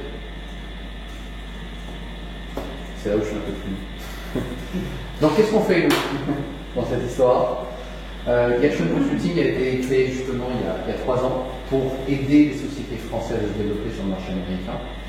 Nos services, déjà c'est très simple. Quand vous allez sur Google France et vous tapez consultant États-Unis, on est premier. Ça veut dire qu'on est un consultant pour aider sur le marché américain. On a de plus en plus de personnes qui nous demandent de l'aide. Surtout avant de venir. Fondamental. Et la préparation. Les études de marché, les business plans, s'assurer qu'on a une bonne compréhension de ce qu'on peut faire, comment on peut le faire, où on va le faire. On vous aide à obtenir l'argent, parce qu'il y a quand même beaucoup d'argent pour aider les sociétés françaises développées aux États-Unis, de type BPI, COFAS, au niveau régional, ville, même européen. Donc nos métiers sont très simples. Le premier, l'étude de marché. Là, je me mets à votre place. C'est-à-dire quand un analyse de mon équipe fait une étude de marché, je me mets à votre place en tant que CEO en disant est-ce que j'ai tous les éléments pour convaincre mes investisseurs, mon management les futurs partenaires dans cette étude. C'est des documents qui font entre 40 et 50 pages et qui donnent tous les éléments avec l'executive summary, avec tous les fondamentaux pour se dire j'ai une bonne compréhension du marché. Ensuite, on écrit les business plans, surtout pousse les CEO à écrire leur propre business plan, mais on écrit les business plans pour la partie immigration. Beaucoup d'avocats en immigration vous disent on a une société, elle veut venir sur le marché américain, pour venir aux États-Unis, il faut avoir un visa. Et pour avoir un visa, il faut donner un business plan qui customise l'immigration, qui montre justement qu'on a une bonne compréhension de comment on va se développer aux États-Unis. Et on a développé cette expertise d'écrire ces business plans assez rapidement pour pouvoir obtenir ces visas. Ensuite, on a bien compris qu'il y avait beaucoup d'argent au niveau BPI et COFAS pour pouvoir vous aider à vous développer aux États-Unis. Donc là aussi, on fait le montage complet du dossier et on va même jusqu'à le présenter. Enfin, dans certains cas, quand on a des sociétés suffisamment matures qui se disent on ne veut pas commencer greenfield, mais on veut aller avec une société déjà locale, donc on fait une merger and acquisition, c'est-à-dire on va chercher la société aux États-Unis pour pouvoir l'acheter et pour pouvoir commencer, non pas from scratch, mais à partir d'une structure déjà existante. On a fait de la levée de fonds, on arrête de faire la levée de fonds. On aide à faire la levée de fonds, oui, mais on s'en occupe plus, dans la mesure où le nombre de paramètres qui font en sorte que ça peut ne pas marcher est quand même très très conséquent. Et comme on est payé à la succession dans ces cas-là, on a décidé, on a fait 17 dossiers de levée de fonds, sur les 17, 3 ont réussi. 15 ont eu une internship. Vous dites, entre le moment où il y a une internship et le moment où il y a une levée de fonds, closé, normalement ça devrait être. Ben non. Parce que il y avait une situation, il y avait des due diligence qui ne tenaient pas, il y avait plein de choses qui ont fait en sorte qu'à la fin, on n'a reclosé que 3. Donc oui, on a un réseau d'investisseurs sur lesquels on peut se reposer, mais on va simplement vous aider, on ne va pas gérer ça. Et là, le point fondamental, ce qu'on écrit ici, c'est vous aider à arriver au $1 million de chiffre d'affaires. Et là, on a une équipe de vente à ressourcer. Donc, on a notre équipe de vente basée à Boston qui est là pour aller chercher le $1 million de chiffre d'affaires. C'est votre outsource sales force pendant une durée limitée, la plupart du temps on parle de 12 mois, pour pouvoir justement arriver à ce $1 million de chiffre d'affaires. Comme j'ai dit, notre objectif, $1 million. Notre secteur d'activité, c'est principalement de la technologie. On a aussi des sociétés du monde industriel et des produits retail. En termes de recommandations, j'ai pas mal de livres que je pousse les gens à lire sur la notion de faire du business aux États-Unis. Je les mets sur mon site internet, lecture.com/bourse personnel. Getting to Yes, je recommande toujours. Pardon, Getting to Yes, il est juste extraordinaire. Bref, au fur et à mesure, des livres qui sont vraiment clés. La page est là depuis ce matin, je ne sais pas pourquoi, donc je suis direct demain les éléments. Il y a une émission de radio que je trouve fantastique, qui est faite par Ken Wachowski, qui est Business Rockstar. Donc, il invite des business rockstars à raconter leur histoire, comment ils ont réussi, comment ils sont passés, qu'est-ce qu'ils ont fait, surtout raconter leurs échecs. Et je trouve cette émission fantastique. Ken Wachowski est dans le monde de la radio depuis des années. Et il y a des conférences sublimes dans le e-corner de Stanford.edu. Stanford a lancé un programme d'entrepreneuriat et toutes les semaines, il y a un killer qui raconte son histoire à des gens qui veulent devenir entrepreneurs. Et tout est gratuit. Vous pouvez trouver toutes ces conférences sur Internet, sur le site de e-corner de Stanford.edu. Il y a une app aussi pour ça, pour découvrir en podcast. Je vous ai donné deux exemples, deux extraits que j'ai récupérés. The Profit de Marcus Malone, si vous pouvez regarder chacun des épisodes, c'est extraordinaire sur la manière de faire du business. Son truc, c'est la franchise. Donc lui, il cherche systématiquement des petites sociétés avec un fort potentiel pour faire de la franchise. Silicon Valley, qui est juste à mourir de rire, il est tellement vrai et très très bien écrit. Mais vraiment, les dialogues sont juste fantastiques. Et on en est à la 3e saison. C'est partie français sur un salaire de série israélienne qui est encore plus différente. D'accord, bon à savoir, toujours. Et Beta, qui est dans le même style, mais là c'est plus, c'est pas Silicon Valley, c'est plus incubateur, c'est-à-dire comment on part d'une idée, on rentre dans un incubateur pour pouvoir sortir un produit. Je suis pas sûr qu'ils aient fait une deuxième saison encore, mais la première saison était vraiment très très intéressante justement pour arriver à se démoder à l'intérieur d'un incubateur. Question? Pardon? Les tarifs. Market research, c'est $9 000, c'est fixe. Un business plan, c'est $3 000. Le montage de dossier BPI COFAS, c'est 5% quand c'est de la dette et 10% quand c'est de la subvention. Et le outsource Salesforce, on se fit dans votre business model. Et si vous avez un business model à forte marge, on va travailler là-dessus. Si c'est à faible marge, aussi. Gardez une idée entre 20 et 25% du chiffre d'affaires qu'on génère. Et l'acquisition, on parle de 5% de la transaction. Autre question?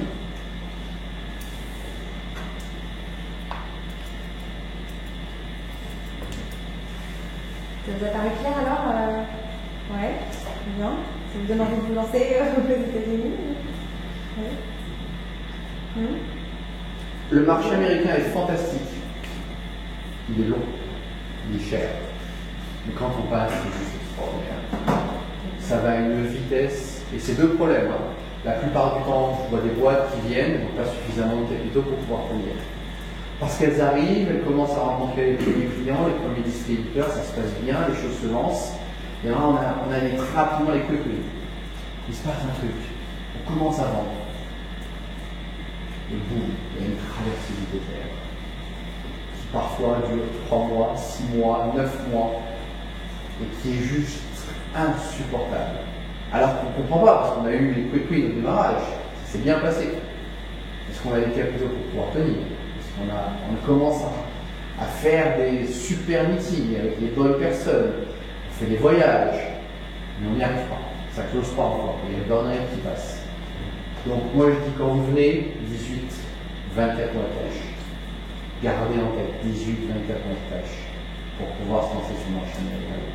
Donc prévoyez votre business plan en disant comment je vais pouvoir tenir 24 mois sans gagner dessus. Et là, il y a le deuxième problème qui se passe. C'est parti. On n'est pas prêt.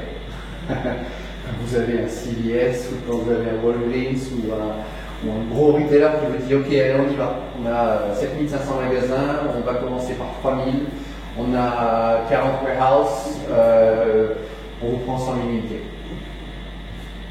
Nous, on peut faire 500. 1000 peut-être. Combien? Et là, il faut pouvoir suivre. Parce que quand ils partent, ils partent. Et là, c'est le deuxième problème que j'ai vu, qui a tué des boîtes. Parce qu'ils n'étaient pas capables de suivre. Et là, tu fais la production localement ou tu continues à le faire en France? Il faut trouver une solution. Dans les cas que j'avais, on a trouvé une solution au Mexique, en production, parce qu'on n'avait pas le temps de le faire en Chine. Où il fallait embaucher énormément de personnes pour pouvoir supporter la demande. C'est ça. Sinon, effectivement, tu fais en Chine, il faut quand même négocier le contrat, il faut négocier la propriété. Et c'est là, je dis devant la caméra, et c'est là où BPI France est extraordinaire. On a cette chance fondamentale en France, c'est d'avoir BPI France. Ils ont compris le problème. Ils ont compris qu'il y avait ce besoin au démarrage et ce besoin au lancement. Quand ça part. Donc n'hésitez pas, à ce moment-là, on a une bonne compréhension aujourd'hui des offres de BPI France, à faire en sorte de prendre de la dette. La dette est extraordinaire, elle ne vous dilue pas. La dette de BPI France est fantastique. Elle est rapide, elle est très très très intelligente. Ils ont compris comment fonctionnent les startups, comment fonctionne la technologie, et le besoin de financement pour faire des pépites. Je suis tout à fait d'accord. Je peux intervenir par là, mais effectivement, en France, on a quand même énormément de chance. Parce qu'on n'arrête pas de parler de se diluer, et lever des fonds. Et lever des fonds, c'est pas un objectif en soi. C'est pour ça que le succès d'une startup, c'est pas la levée de fonds. Donc en France, on est un petit peu frileux sur la dette. Et c'est bien dommage parce que c'est justement le pays où il y a le plus d'aide à ce niveau-là pour les startups. Donc il faut vraiment pas oublier ça. Ouais. Il y avait un cas récemment où la société marche bien, elle fait 6 millions de chiffre d'affaires, elle a du capital propre, tout se passe bien, etc. Mais les fondateurs sont frileux par rapport à la dette. Donc je présente le dossier, on peut obtenir jusqu'à 2 millions de dettes. De pion, ça a tué le compte, ça a changé la tournure du compte de résultats, etc. Une semaine plus tard, post-réunion avec le commissaire au compte, le commissaire au compte nous dit il faut qu'on y aille, parce que c'est extraordinaire cette dette. Même le commissaire au compte, le commissaire au compte a compris que c'était dans l'intérêt des fondateurs de prendre cette dette et de pouvoir avancer. Il y a un potentiel de marché, on a fait l'étude de marché, le marché est fantastique, ils ont déjà des partenaires qui sont déjà sur place, quand ils venaient avec nous, on a tous les éléments. Qu'est-ce que vous voulez? Aussi, qu'est-ce que vous faites en fait? Vous faites la construction de cette subvention ou qu'est-ce que vous faites? Tout. Du début jusqu'à la fin. C'est-à-dire, je récupère les données fondamentales. On a une équipe d'analyse qui structure ça et on présente entièrement. On écrit entièrement le dossier, on présente à la BPI pour vous. Comme un agent en fait. Pardon? Comme un agent. Exactement. D'accord. Comme un agent. Vous nous donnez. Vous avez un checklist de ce qui est nécessaire. On va présenter à BPI en disant voilà le dossier. J'ai cette chance, c'est de pouvoir m'entretenir avec Paul-François Fournier, numéro 2 de la BPI France, et de temps en temps lui dire voilà le dossier, il y a un truc intéressant, il faudrait le suivre. Sinon, par rapport au COFAS, tout à l'heure, vous avez mentionné COFAS. C'est une assurance prospection. Alors, COFAS change. COFAS, c'était une assurance prospection pour aider les sociétés à se développer à l'étranger. COFAS intégré dans des pays d'ici à la fin de l'année.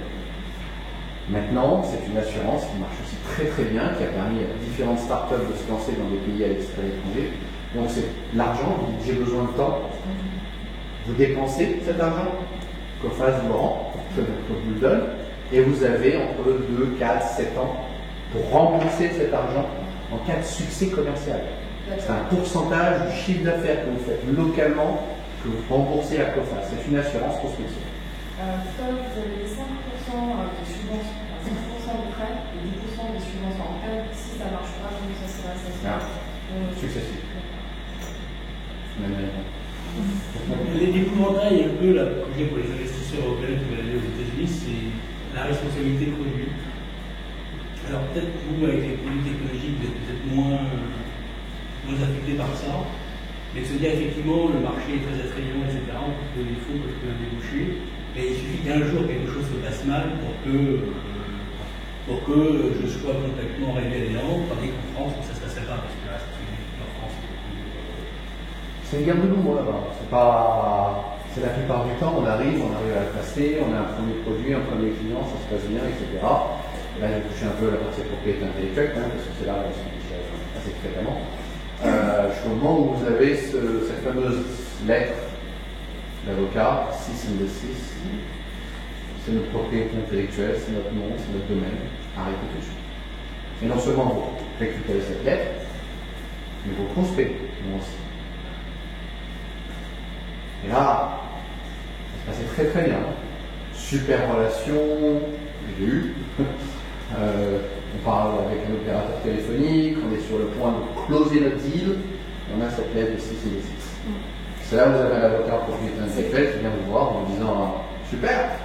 Super. Je suis des deux côtés de la barre et c'est plus facile d'être d'un côté que de l'autre. Now you exist. Parce qu'avant, la lettre 6 and 6 n'existait pas en fait.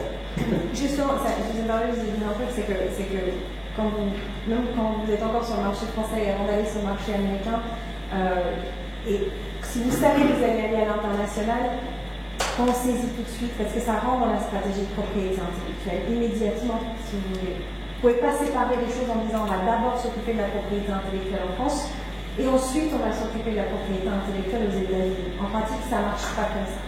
Si vous avez commencé à protéger votre propriété intellectuelle en France, et que vous n'en avez pas profité pour faire les extensions nécessaires, pour marquer votre territoire, vous allez arriver sur un terrain où peut-être que vous aurez balisé les choses sur la France, mais vous serez complètement à découvert les États-Unis. Donc quand vous commencez à protéger par le biais d'un brevet, par le biais d'une marque, pensez tout de suite à l'international, vous profitez de ce mouvement-là, et les meilleures startups et celles qui arrivent à développer à l'international, elles sont extrêmement protégées en amont. Vous voyez ce que je veux dire? Vous ne pouvez pas juste vous dire je vais faire ça en 2 temps, parce que la technologie n'avance pas comme ça. Et vous pouvez vous bloquer un marché parce que vous serez contenté du marché français d'abord. C'est le temps de ça.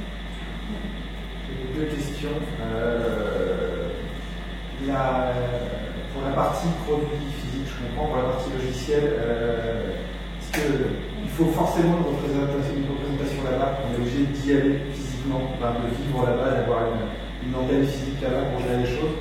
C'est gérable, ça dépend du volume, mais... Mon conseil, si vous voulez aller aux États-Unis, allez. D'accord. Et préférence? La plupart du temps, quand on envoie quelqu'un qui n'est pas le fondateur, quand on recrute quelqu'un localement, ça se passe pas. Il y a un tweaking à faire, il y a un product market fit qui n'est pas forcément évident. Et il vaut mieux avoir un des fondateurs, quelqu'un du management, qui va sur place. Toutes les success stories qu'on a en France, c'est ça. C'est ça. Je comprends d'accord. À lire le bouquin de Criteo, il est super intéressant. Sketchfab qui a fait des sorties là-bas, il y a des gens qui ont pu laisser comme c'est plus facile de laisser l'équipe opérationnelle à Paris quand ça tourne et d'avoir les fondateurs à New York, ou alors de couper l'équipe en 2. Mais si personne dans les fondateurs n'est pas à New York, il faut comprendre le marché, il faut comprendre l'environnement, il faut modifier son produit ou son service par rapport à l'environnement en gardant son ADN. Et la meilleure personne, c'est le fondateur, ou une personne parmi les fondateurs. C'est clé. On l'a vu très très souvent embaucher un Américain, ça ne se passe pas forcément bien. Parce qu'il y a vraiment un gap culturel et une compréhension par rapport à ce qui est attendu. Envoyer quelqu'un qu'on recrute, alors, le truc vraiment à ne pas faire, s'il vous plaît, c'est le VIE. Je suis désolé. Embaucher des VIE sur place qui ont bossé avec un des fondateurs, oui. Enfin, avoir des VIE dans une équipe, ok. Mais dire qu'on a un VIE qui s'occupe de la commercialisation pour lancer notre produit, c'est pas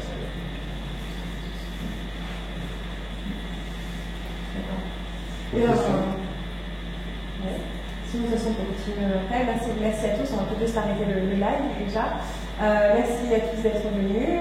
Sachez qu'on tient ces ateliers qui sont à l'école juridique et business une fois par mois à la Creative Valley. Pour après, si vous voulez reprendre une note, soit demander la présentation d'Olivier, soit directement la regarder en ligne, qui sera visionnable après. Et puis, à très vite, au prochain atelier. Puis là, on peut continuer à échanger un petit peu ensemble. Merci à tous. Merci beaucoup.